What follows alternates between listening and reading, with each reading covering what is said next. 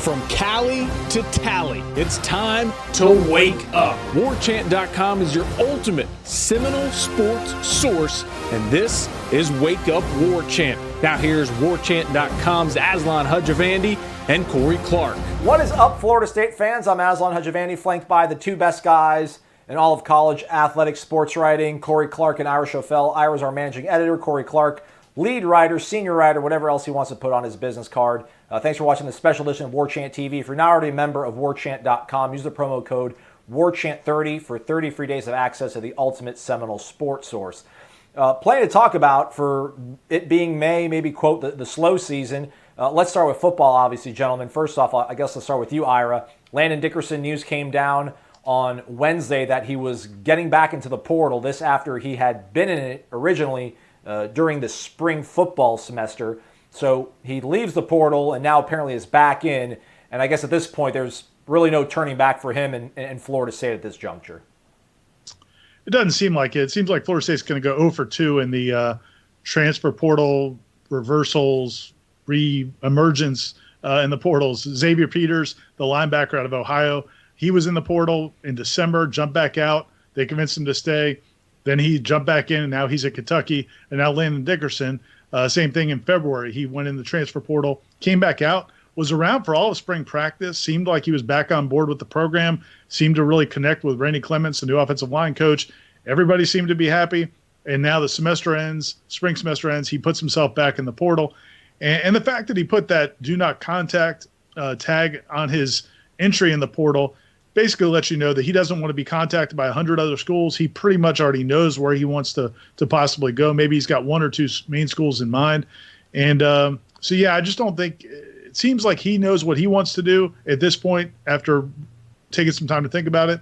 And I also think Florida State's at the point where they have to – you can't beg him to come back again. Willie Taggart wants guys. He's made a big point about saying he wants guys who want to be here, who want to be Seminoles. If you go back and beg Landon Dickerson to come back again, I just don't know if the other players on the team can really believe in him as a leader when he's every other day he's back in and out of the transfer portal. So, yeah, I think this is the end of the road for him at Florida State. It's obviously it's a big loss on the offensive line, even though there were concerns about whether or not he'd be healthy because he hadn't really been healthy as of yet.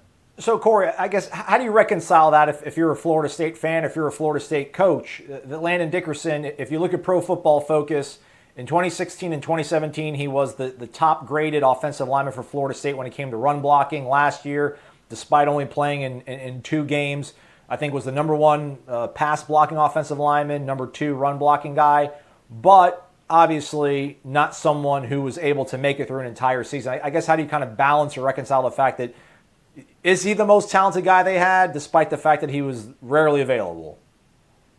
Yeah, I mean, I feel like for the people on the team that have kind of gone out and played in a number of games, I think he had shown the most talent. He was their best offensive lineman that we had actually seen a lot from. But I guess a lot is probably too strong. We've seen some from, and that's the issue with Landon Dickerson and why I think, some people might look at this and be like, in fact, I was that way initially, like, okay, well, he was only going to play 3 games anyway, 4 games anyway.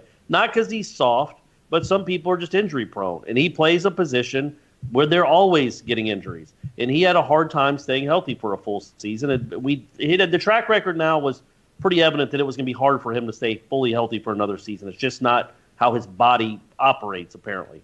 But not even that, not even what it does to the team, and we can get into that, like how they replace him. But it's what's going on where a kid enters the transfer portal, they talk him out of it, however they talk him out of it, he hops back out, and then after going through an entire spring and another offseason, late May, he decides to enter it again. That, to me, if I'm a Florida State fan, is much more concerning than just losing a guy that might start for you on the offensive line. What is going on within the program that now we have 2 kids, but one kid that was a guy you kind of counted on, a guy that was supposed to be a leader, like Ira said. What's going on? Why are they leaving? And isn't that a pretty significant thing to keep happening to this program? Is that a fair question, do you think, Ira, to see if there's, maybe less so how do you replace him, but more so is this a sign that's emblematic of something that hasn't gotten fixed this offseason? I mean, you could certainly make that argument, but the reality is none of us really knows what was going on in Landon Dickerson's mind. I mean, it may have been a situation when they talked him into staying in the portal. He may have, at that time decided, or coming out of the portal and staying at Florida State, at that time he may have said, yeah, you know what, I'm gonna go ahead and stay, and I'll come back for my next year. But at some point he may have changed his mind, but not wanted to confront the coaches with it. Maybe didn't go back to his teammates or coaches and say, I'm still thinking about leaving. Maybe he just sat there and decided, maybe talked to his family, maybe talked to people at other schools, former coaches who are at other schools. There's a lot of former FSU coaches that are at other schools. So maybe he's been talking to somebody else on the side and had an idea of what he wanted to do. And then it didn't matter. Maybe it didn't matter what direction the program was going in right now. The other possibility is that, you have a new offensive line coach, a new offensive coordinator, and maybe he still has concerns about the direction of the program. But we just don't know that. I just don't think you can jump to the conclusion because Landon Dickerson is leaving that means everything's going in the wrong direction, because anybody you talk to really around the team has said that the spring was much better offensively. There's much more cohesion. Randy Clements has gotten rave reviews from really everybody. So I don't think that – my hunch is it's not that. My hunch is the first time he went in the portal, he kind of already had it in his mind what he wanted to do. Let them talk him into staying, but it's always been in the back of his mind, and he finally decided to go ahead and go. But like I said, I hope he's sure what he wants to do. I hope he knows what he's going to do, because at this point, I don't know. Even if he changed his mind, I'd be leery about taking him back, as talented as he is, just because of what I think it would say to the rest of the team. The timing is. You think I have two questions, Aslan? Yeah. Let me talk. I'm the lead writer. You already said so. I'm the lead writer. Number one, Ira, why do we call it a portal and not a database? I'm curious who the first person that came up with that is, because it officially is not called the portal. Oh. I believe it might be database. It's something else. It's not officially the portal, but one of the first media outlets that wrote about it called it the transfer portal, and it just caught on. It's like the turnover backpack. That's not really the name of the turnover backpack, but it caught on. I wouldn't say it caught on, the turnover backpack. Most people hoping it would catch on fire. And also, if you're in the portal, what's the difference between entering your name in the portal and just saying, hey, I want to transfer to Tennessee? So the big difference is, and I was talking to somebody at FSU about this yesterday, and one of the concerns they have about it is how public it's become. It wasn't supposed to become public, but that's kind of the nature of the way this is set up. The way it used to work was a guy like Landon Dickerson would go to the coaches and say, hey, I want to seek my release. I want permission to speak to this school. And they would give them permission to speak to that school. I think the feeling was that a lot of the student athletes felt intimidated by coaches. They felt like they didn't want to confront the coaches and discuss it. So they created this way where they could just kind of discreetly put their name into the portal. The problem is every school has access to this, and then they're leaking the information. Everything's becoming public. And you could start to wonder why things come out. For example, and I'm not saying this is what happened, but Landon Dickerson coming out, the news coming out about Landon Dickerson was first reported by Cole Kubelik, who's an SEC Network guy. Well, it doesn't take long, a big jump to think that maybe an SEC school that's competing with Florida State for certain players leaked that information out there because he knows it's going to make Florida State look bad. I don't know if that's what happened, but you just wonder who's leaking this information and why, because it's not supposed to be public. It's just what's happened because of the way they've set it up. The portal is supposed to be underground, like in a remote location. Exactly. Kind of like I think Ira said Topeka, or Aslan said Topeka, somewhere in middle America where a lot of coaches, it's in the middle where it's easy access for everyone. Just a big silo.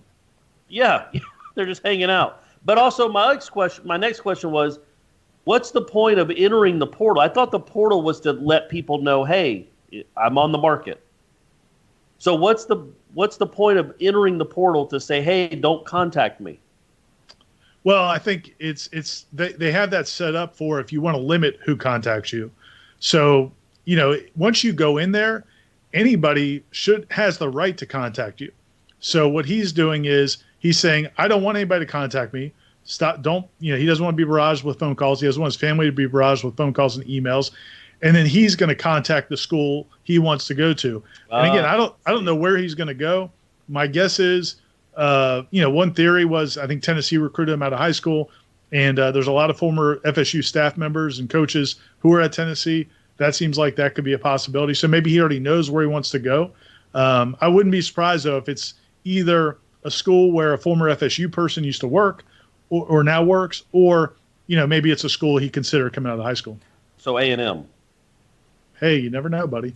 Hey, man, the portal goes there, too. Here's an analogy for you on that. I guess that question you kind of had, Corey. Think about certain jobs that get posted but have already been filled. Like they already know they're going to hire somebody, but they have to post the job sort of to go through the hoopla. I think Landon Dickerson obviously probably knows where he wants to go. That's why he puts that, do not contact designation, because he knows where he wants to end up at.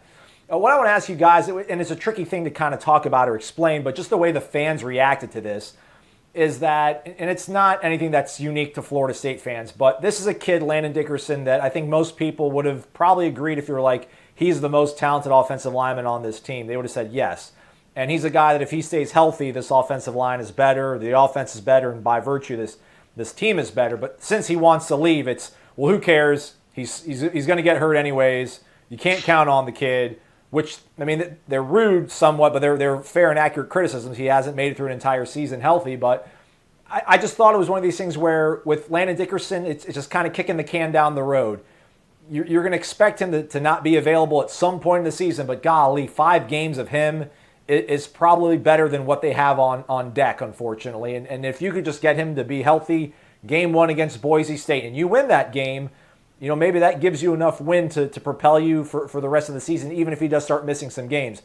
I think it's a big blow to Florida State, man. I really think other than maybe you losing Marvin Wilson or Tamorian Terry, I mean, those are the only 2 guys, if they left, I think all the fans would be like, oh my gosh, this is a bad move. Anybody else is expendable in the eyes of a lot of fans, but I think ultimately it's not from a culture or an optics standpoint of is Willie Taggart losing control. I don't think this has anything to do with it, but just the fact that you're losing your most talented guy on your most weakest link of a segment is just not the way you want to go into your off season. No, it's definitely not. But I can see it both ways. I mean, I see both sides of the argument. I understand why people are saying the things they're saying. Part of it is, it's what we do as human beings. If you don't get a job that you're up for, I didn't want that job. Or if you but get you're dumped by, lying I to didn't yourself. like her. But you're lying to yourself, man. That's a natural emotion. So I'm saying I get why people do that.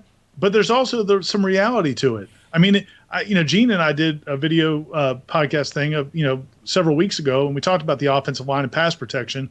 And on there, I said, I don't have any confidence really in them at offensive tackle. I mean, the junior college kid that came in, he's okay. He doesn't look like he's a guy that you think is going to be a starter this season. He didn't play offensive line except like the last year or 2. So he's very raw. You got the Ryan Roberts kid transferring in from Northern Illinois. You'd like to hope a 5th-year senior who started on the Division I level will be able to be plugged in, and he's got to be better than some of the options they have. I mean, he has to be. But I also don't know that he's going to be a guy that is getting all ACC honors, or you're just, it's a plug-and-play guy. And then you've got some other, Landon Dickerson's a nice, talented player, but I don't know that you could count on him. I mean, again, it's like the old coaching cliche, from old-time coaches, is the best ability is availability. And Landon Dickerson, for whatever reason, as Corey said, just bad luck or his body not holding up, he's for the last year or 2, he seemed this close to being a medical disqualifier. And that's unfortunate, but it's happened to a lot of more talented kids than him. I mean, a ton of talented guys have come through here in other colleges that their bodies just wouldn't hold up. So I understand both sides. Yes, you'd love to have them. They need them. It's a loss. But I also don't know that you could say it's the end of the world, because you might not have had them it's realistic to say you might not have had them for more than 2 or 3 games, because that's been the history. How do you spin it forward then, do you think, Corey? I mean, I think Ryan Roberts from Northern Illinois would have been a solution at one of the tackle spots had Dickerson be healthy, but now you're looking at a redshirt freshman like Chaz Neal maybe at one tackle spot, and then a transfer from Northern Illinois at the other. The Juwan Williams reclamation project is an option. How viable, we don't know. Abdul Bello. I mean, and the transfer market right now doesn't seem like a very, viable solution either. So, I mean, what do you do if you're Randy Clements right now, Corey? You don't get paid the big bucks, but maybe you can help us out. I mean, see if Marvin Wilson wants to play both ways. That should help. I mean, he might be great at the offensive tackle spot too, and that helps his because I'm telling you, man, the big, huge run stopper guys, I think they're going the way of the dodo bird in the NFL. They're not looking for those guys as much. So sell him on the chance that, hey, number one, this will help your Heisman chances if you're playing both ways, but also this might be where you're best at. Other than that, man, I don't know. Abdul Bello can't play. Might be the best kid in the world, but Jawan might be a great kid. Neither one of those kids can play at this level. I think we have enough proof. So to me, those aren't even viable options. So, a one-legged Dickerson last year was better than either one of those guys. So I don't know. I don't know where they go other than you hope. Yeah, I think you hope Neal can be an answer, but is he really ready? I don't think so. It's not great. I would say this though, and we've talked about it before. Look, I mean, Kendall Briles and Randy Clements, they're getting paid a lot of money. They were lured into this job because they're supposed to be, not would say offensive wizards, but they're supposed to have a track record for fixing offenses in quick order.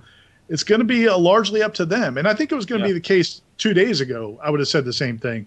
They're going to have to do things scheme-wise. I mean, that's really the beauty of these offenses is you're not supposed to have to be great on the offensive line. I'm sure at Baylor in the early days, and I've heard people that talked to Randy Clements basically has made the comment, if you saw what we had to work with in the early days of Baylor, you'd realize we know how to work around some things. So they're going to have to work around it and, get them help with the tight ends and backs, do things scheme-wise. The quarterbacks have to play better than they did last year. A lot of things have to happen for them to be better, but it's not going to be great. I mean, but it wasn't going to be great with Landon Dickerson either. And somebody was going to have to play anyway because not to beat up on the kid, but we all know that the chances of him staying healthy for a full season were very, very slim. So somebody was at some point would have to be playing that tackle spot anyway. It's going to be awful though if he goes somewhere else, stays healthy for 14 games, miraculously healthy, becomes wins the Lombardi or whatever they give for the best lineman in the country. Yeah, that's Willie Taggart's luck, man. Yeah, I mean the only thing example I can think of was like Frank Gore. I mean Frank Gore was blew out I think both of his knees in his time in Miami, and now he's going to be a Hall of Fame football player in Canton. Obviously it's a huge stretch, but yeah, you would think again 3 seasons that Dickerson played, he got injured and missed huge parts of it, that would probably be the case. But my point was just there's a lot of hoping and wishing and finger crossing from the fan base that things that happened last year were anomalies and it won't happen again. It's an outlier. And it's like, was thinking Landon Dickerson could get you 10 games like the most far-fetched concept being floated out there? Like a defense that hasn't had any changes staff-wise is going to get better just because, we hope. The team is going to be coaching a man down the entire season, but it won't matter because we hope. And then I'm trying to engage the people on the message boards, and you saw this, Ira. And then I'm like, well, it's hard to say this is some sort of addition by subtraction. But I guess to your point, too, that this goes into Taggart's whole philosophy of wanting to rebuild the roster, have guys that want to be there. And if Landon Dickerson doesn't want to be in Tallahassee, which he apparently doesn't, well, then you don't have to be in Tallahassee, and they'll roll out somebody else there, and they'll figure it out. Moving along now, there's a story right now up on warchant.com that hopefully Ira can give us some more background on in terms of finances, the ACC and Florida State. This ACC network is now less than 100 days away from launch, and it's a very important puzzle piece in terms of the long-term health of the coffers at Florida State for their athletic department, I would assume, right, Ira? Yeah. Actually, I spoke to David Coburn over there at the ACC meetings in Amelia Island last week where this was a big topic. And then subsequently spoke with FSU President John Thrasher to kind of get their thoughts on, what's realistic with the ACC network. We've heard so much about it for years, but, how realistic is it to provide a major infusion of money quickly? And what about the long-term I guess solvability of Florida State's athletic department's finances. So that was one of the big things we talked about. I've got a story up about that in the short of it, and you can read more about it on the site. But the ACC network is going to help, assuming they get these carriers picked up. Comcast has not picked it up yet. Spectrum in Central Florida has not picked it up yet. Dish Network has not picked it up yet. If those things happen, it's going to help. We don't know exactly how much, but it's not going to be a huge financial boom like overnight. And I think that's one of the concerns and why they're doing a lot of things in the athletics department to try to improve the financial picture, because that money's not going to really start rolling in immediately. And as people, certainly people on our site paid attention to, just a few days ago, the Big Ten announced that they're giving their member schools over $50 million. They gave their member schools over $50 million last year, basically mostly from their TV payout. The ACC, the most recent numbers we have is about $30 or $31 million. That was a year behind. So even if it went up a couple $1 million, it's still nowhere near what those schools in the Big Ten are getting. The schools in the SEC are getting in the 40, 43, 45 million a year. The Big 12, even the Big 12, which doesn't even have a network, gets more because they have less schools to divide it among. So Florida State, the Pac-12 and the ACC are bringing up the rear. And, this ACC network, if it happens and it gets carried over time, I think it's going to close the gap some, but I don't think it's going to be a quick fix. Are you going to call your cable provider and demand the ACC network, Corey?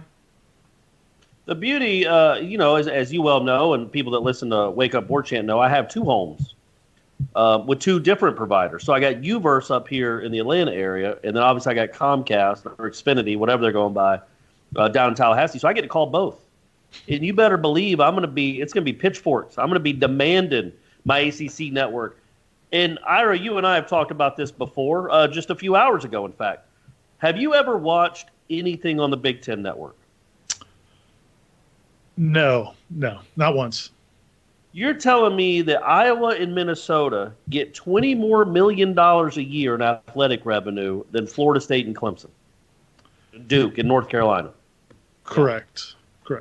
Yeah, so what's that, 40% more a year? I feel like that's right. I feel like you nailed that. Yeah, it's 40% more. You could just say $20 million more. $20 million more. To get into math. No, it's 66% more because it's 2/3 on top, right? No, I think it's 3/5 more. Don't make me have to moderate a math debate. So a lot more money. So it's got. I mean, at some point, doesn't that have to even out? Like, it doesn't make sense for the lay person, the layman. I'm just a sports writer, man. I don't know with two houses. I'm just a sports writer with two houses. I'm just a caveman. I don't know any of this stuff. How in the world in, say, 2026 are Iowa and Minnesota and Northwestern and name another school in the Big Ten that's terrible, Indiana? How are they going to still be making that much more money than Florida State and Clemson? How is that happening?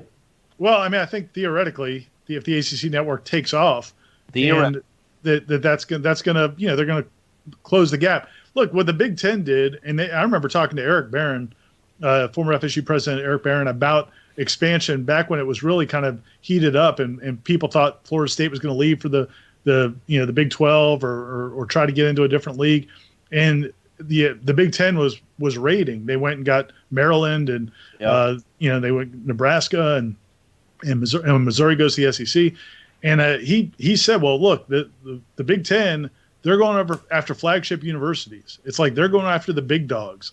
And there was even talk that, if they went to somebody in the state of Florida, they might go after Florida. They're going after flagship schools with huge populations and huge alumni bases. So that's what they've got. And so they're, they don't have a lot of, I guess Northwestern's probably, I don't know the population of Northwestern. I'm assuming it's not as big as Ohio State or some of the other big schools they've got, but maybe it is. But they don't have a lot of the ACC's got, you got Wake Forest and you've got some of these smaller schools, and it helps having Notre Dame because of those other sports besides football. It helps having some of the schools they brought in the Northeast in terms of getting those cable networks interested. But I think that's the overall problem. The problem for the ACC is you just don't have the mass numbers of the SEC and the Big Ten, and I think that's what's ultimately hurt you. Even if you have Clemson winning a national title or Florida State winning a national title, I just think it's the makeup of your conferences that is going to keep the ACC network, I think, from ever catching up to the SEC and the Big Ten. What if we make Notre Dame, make them an offer they can't refuse, share their football money, their NBC money with the conference? Every team gets a cut of it. Seems like they got a big incentive to do that. I mean, again, you got to put maybe a dead leprechaun head, maybe a severed leprechaun head in the president's bed. I'm just saying, You got to do something, because when you hear that, I mean, Florida State fans, when they hear a $20 million difference, I mean, you're not competing on that level. And that's the Big Ten. I mean, the SEC is less than that, but that's, as we just said, that's like 40% more. They're making 40% more money each year. How do you, so over a 10-year span, you're talking about them making literally $200 more million than you. That's hard to compete with, right? I still think it's 60-something% more. Well, I guess to your point, though, Corey, I mean, this gap has been around for at least 5 years. I mean, the SEC Network's been around since 2014. I think Big Ten Network's been out even longer than that, and those schools have had this head start over Florida State and Clemson. But Clemson and Florida State remain two schools that spend the most money on their athletic, or at least their football programs. So, I mean, I guess there's a way to make this all work somehow. And I'm sure the answers are in Ira's story that he wrote, as he also sat down with President John Thrasher. What do you guys think, like, Iowa is doing with that money? Wrestling. Just a bunch of wrestling practices? Wrestling mats, wrestling headgear. Singlets. Everywhere. Singlets, multicolored singlets. Every student gets their own wrestling gear. That's cool, and their own wrestling mat. All right, cool. All right. Well, the other thing in that article, if people want to check it out at warchant.com, is President Thrasher also spoke about restructuring Seminole Boosters, where they're at with that, and how that plays into it financially. He thinks there are some efficiencies and things they're going to do by bringing athletics and Seminole Boosters a little closer together. They're going to help financially as well. And it's the first of 3 stories they're going to be running. I also have a story coming in the next couple days with President Thrasher and David Coburn, the athletic director, talking about football, baseball, other issues in the athletics department. And then I'll wrap it up with a kind of a feature about their relationship. David Coburn and John Thrasher have worked together for decades, literally going back to their time in the legislature, why President Thrasher thought Coburn would be a good fit as athletic director, and why he took off the interim tag recently and made him the fixture as athletic director. We should wrap this up shortly because we're going a little bit long, but we do got to get into baseball. And I wanted to ask you this too, Ira. I mean, why is it that this is now maybe becoming more talked about, or they're willing to cross the bridge to bring maybe boosters and the athletic department closer together, or restructure it? Has something happened? Is it part of the revenue gap that you discussed earlier? Is that part of the reason why this is now being seen as either an inevitability or something that could happen here down the road? Because this was obviously something that created a lot of friction with a former football coach that was on campus that I liked a lot, and I missed him. Yeah, yeah, it definitely came to a public head, I guess, towards the end of Jimbo Fisher's tenure. Not just because of Jimbo and the boosters, but it was kind of like all parties involved. Jimbo, frankly, wanted control. He wanted to decide where the athletic department's money went, and he felt like he earned that by winning a national championship and putting the program back on the map. And so he wanted more control. Andy Miller and the Seminole Boosters, they've been doing what they do for 30, 40 years, back to the beginning of Coach Bowden's tenure. So they have feelings about what they want to do with projects like College Town and the Champions Club and things where they think that are important for raising money. And then Sam Wilcox, the former athletic director, had other visions, and the 3 did not really communicate very well. And so that kind of brought it all to a head. But talking to President Thrasher, this is the first time he's mentioned this to me. I didn't know. He said that when he took office, this was something kind of on his mind. He's been concerned about it because he looked at, the situation FSU has with their boosters, where Andy Miller, the Seminole Boosters, don't report to the athletics department at all. They report to their board and then the university at Westcott, but they don't report to the athletics department. President Thrasher's point was that worked for a long time with Andy Miller and Bobby Bowden and Dave Hart and previous athletic directors. But that doesn't mean it's going to work in the future, whoever else is in those spots. So he wanted to come up with a better structure, and this kind of brought it to a head. It doesn't sound like the boosters are going to report directly to the athletic director, but there's going to be a much stronger kind of a dotted line where they're forced to communicate. I think they're going to force them to work on projects together and plans together. The way it was recently was basically it was up to the AD whether he wanted to involve Seminole Boosters in planning. It was up to Seminole Boosters if they wanted to, if the AD was going to well, the AD's on their board, but whether or not they how much they communicated. Now I think it's going to be much more set in stone. So I think it's hey, this worked for a long time, doesn't seem to be working now. We need to set up a better structure for the future. Corey, your thoughts? You don't have any thoughts. It's fine. Let's talk about baseball. I want to get your thoughts on this, Corey. I know you're lining up something with Teddy Cahill from Baseball America, Florida State. Well, We're trying I'm speaking into an existence.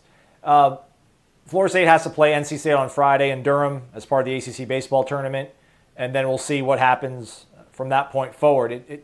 I feel Florida State doesn't win Friday against NC State, they're going to miss the tournament for the first time in Mike Martin's distinguished career. Why am I wrong? Yeah, so I don't know that you're wrong. All right, good. Ira's up now. Ira. I'm not necessarily a bracketologist. I'm not Corey Lenardi, so I don't know how any of this works. I know from the people on Twitter that it's a very bad bubble this year, meaning it's a very weak bubble. There's not a lot of deserving teams. So even teams that you would be like, man, I don't know how in the world they would get in, they're still in the running to get in, including like Florida, who was 13-18 in the SEC, lost their conference tournament game, and I think went like 3-8 or 4-8 in conference and weekend series. Now, I don't know if you guys remember this, but they did well in their midweek series against Florida State. They actually rebounded from all those tough losses over the weekend and were able to win every Tuesday they played Florida State. But so they have a winning record in the ACC. They're competing with other ACC teams for, you would think, one of these at-large berths, like a Virginia and a Clemson, and they beat both of those teams. Boston College, well, they actually lost that series to Boston College, but I think they have a better record than Boston College conference-wise. So there's a lot that goes into it, and I know I talked to Mike Martin Jr. about it, and he doesn't think that the fact that it's 11s last year will come into play at all. And I think the three of us, being sports fans and doing what we do, kind of want to say to ourselves, you know what, it shouldn't come into play. The most deserving team should go, whether their coach has been there for 40 years or 40 minutes. The most deserving team should go. But if it's razor thin, if there are three teams vying for two spots, and Florida State is one of those three, you know what, man? If it's close, tie goes to the legend. Yeah. Tie goes to the legend. Sorry, Michigan. I feel bad for your kids, but it's Mike Martin's final year. He's done a lot for college baseball. If it's close, like within a whisker, one way or the other, it would be pretty bizarre if they chose like a Michigan or a whoever, Virginia, who's on the bubble too, over Mike Martin in his final year. Not saying that should happen, but I could see how they might they might have a Mike Martin provision in there to get him into the tournament. That said, it probably would help them if they win on Friday night. I don't necessarily think it's a death knell if they don't, because, again, I think they'll be judged more on the first 56 games, not the last one. But I think those conference games that are played on a neutral site, I mean, you factor that into the fact that they went into this tournament, they went into this week pretty much needing to desperately win one game, and they blow the opportunity against Wake, and if they can't beat NC State, plus the fact that the way they looked against Louisville, they got no hit by Stetson. They lost to Jacksonville at home. They got blanked at home by Pittsburgh. Hey, why you got to bring up old stuff? Why you got to bring up all this old stuff, Aslan? It's just, you talk about the 55 games previously should matter more so than what's happening in Durham. I think Durham is just a further indictment of just how up and down and frankly down this team has been this year, and that's why I think if they can't get past NC State Friday, their season ends in Durham. Ira, where do you stand on the topic? Yeah, I mean, I don't think we could say it's a slam dunk either way, just because the bubble is so soft, and there's not a lot of reasons why you'd say Florida State has to be in there, but there's a lot of teams in that situation. Like you said, Florida, their conference record is awful. Now they're in a much better conference, and really that's kind of where this season was very unfair to Mike Martin in terms of the conference with the way they scheduled non-conference with a weak non-conference schedule. You kind of get it. I know with a young team, they want to get those guys to build some confidence early in the year, but then the ACC was so bad that they really couldn't pick up any wins. And then they had the frustrating thing is every time they were close, and you guys would lament it on Wake Up War Chant frequently, but every time it seemed like they were getting over the hump and maybe separate themselves from those bubble teams, they'd have just an inexplicable loss. And so I think what's frustrating about this week is the format, because if they used to do it where you play 3 games in pool play, so that gives you another opportunity. I think just having 2 and blowing the one against Wake and then having to come back against NC State, who's a better baseball team than you, that's a lot to ask. So I'd hate to say that that's why they're not going to get in, but at the same time, I feel like they kind of needed to show something. So if I would not have any objections if they got left out, but at the same time, there's a lot of other teams that aren't very good either. So but I would say this: I don't know if I agree with the idea of the Mike Martin clause, because I don't think anybody outside of Tallahassee cares. It's not like you're getting somebody in who's going to spike TV ratings. I mean, Florida State probably won't even be. I mean, whatever Florida State regional game they're playing in, it may not even be on any of the ESPN proper stations. I mean, I just don't think anybody's going to care about FSU baseball right now. So I don't think there's any incentive other than sentimentality, but I don't know if that's going to change anything. No. All right. Sorry. For Corey Clark, I'm pointing the wrong way. For Ira Schoffel and for Corey Clark, I'm Aslan Hajavani. Thanks for watching. Hey, can I interrupt you real quick? Did you tell people about the student thing? No. They're not watching anymore. I don't think it's going on anymore. The tweet's been deleted. Oh, okay. So, Hey, for Ira Schoffel and Corey Clark, I'm Aslan Hajavani. Thanks for watching. Stay connected, as always, to warchant.com. Warchant.com is the ultimate inside source for FSU football and recruiting. And now you can get in on the action for free for an entire month. Warchant.com is offering a risk-free 30-day trial subscription. Get full access to the #1 website covering the Seminoles just by entering the promo code WARCHANT30. That's WARCHANT30. Sign up and get in on the world's most active FSU message boards. Receive breaking news, stories from our award-winning staff, plus get exclusive interviews and videos. Just enter the promo code WARCHANT30. Warchant.com, your ultimate Seminole sports source.